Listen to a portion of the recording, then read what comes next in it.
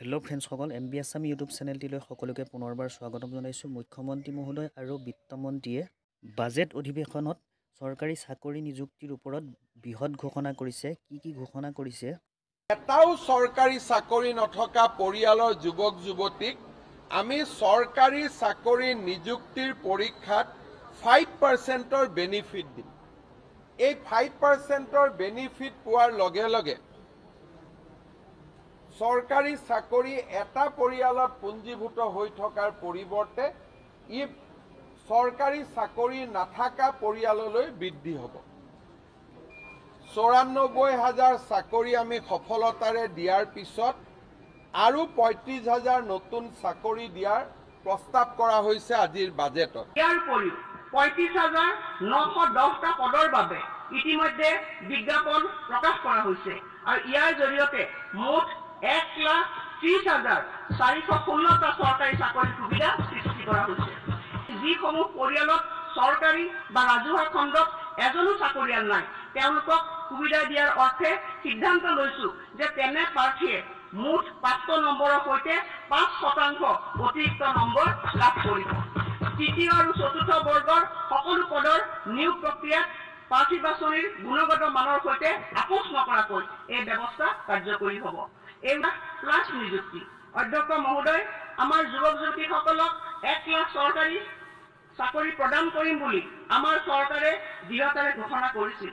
আজি গৌৰৱেৰে জনাওঁ যে 2024 বৰ্ষৰ জানুৱাৰী মাহলৈ আমি 94,506 গৰাকী চাকৰি প্ৰত্যাশীক সফলতাৰে নিযুক্তি দিছোঁ।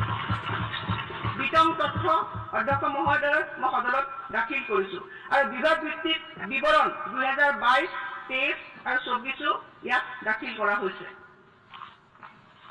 মহাশয়, ইয়াৰ উপৰিও 35,910টা পদৰ বাবে ইতিমধ্যে বিজ্ঞাপন প্ৰকাশ কৰা হৈছে আৰু ইয়াৰ জৰিয়তে মুঠ 1,30,416টা চৰকাৰী চাকৰিৰ সুবিধা সৃষ্টি কৰা হৈছে।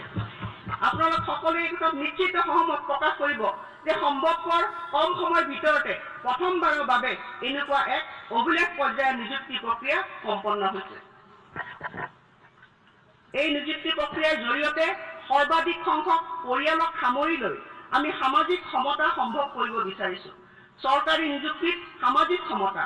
অধ্যক্ষ মহোদয়, আমি প্ৰায় লক্ষ্য কৰোঁ যে এটা পৰিয়ালত কেইবাজনো চৰকাৰী চাকৰিয়াল থকাৰ বিপৰীতে কিছুমান পৰিয়ালত এজনো চৰকাৰী চাকৰিয়াল নাই।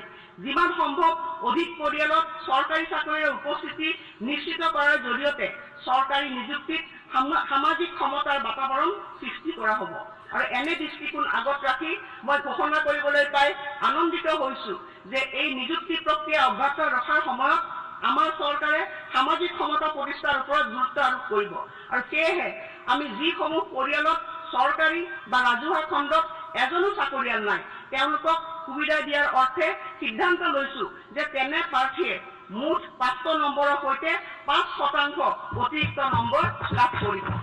তৃতীয় আৰু চতুৰ্থ বৰ্গৰ সকলো পদৰ নিয়োগ প্ৰক্ৰিয়াত প্ৰাৰ্থী বাছনিৰ গুণগত মানৰ সৈতে আপোচ নকৰাকৈ এই ব্যৱস্থা কাৰ্যকৰী হ'ব।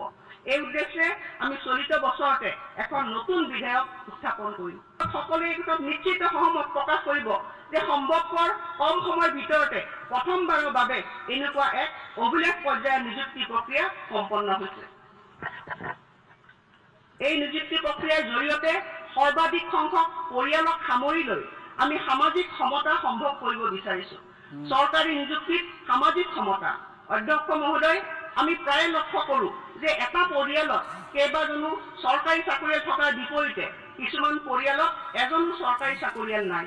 যিমান সম্ভৱ অধিক পৰিয়ালত চৰকাৰী চাকৰিৰ উপস্থিতি নিশ্চিত কৰাৰ জৰিয়তে চৰকাৰী নিযুক্তিত সামাজিক সমতাৰ বাতাবৰণ সৃষ্টি কৰা হ'ব আৰু এনে দৃষ্টিকোণ আগত ৰাখি মই ঘোষণা কৰিবলৈ পাই আনন্দিত হৈছোঁ যে এই নিযুক্তি প্ৰক্ৰিয়া অব্যাহত ৰখাৰ সময়ত আমাৰ চৰকাৰে সামাজিক সমতা প্ৰতিষ্ঠাৰ ওপৰত গুৰুত্ব আৰোপ কৰিব আৰু সেয়েহে আমি যিসমূহ পৰিয়ালত চৰকাৰী বা ৰাজহুৱা খণ্ডত এজনো চাকৰিয়াল নাই, তেওঁলোকক সুবিধা দিয়াৰ অৰ্থে সিদ্ধান্ত লৈছো যে তেনে প্ৰাৰ্থীয়ে মুঠ 500 নম্বৰৰ সৈতে 5% অতিৰিক্ত নম্বৰ লাভ কৰিব। তৃতীয় আৰু চতুৰ্থ বৰ্গৰ সকলো পদৰ নিয়োগ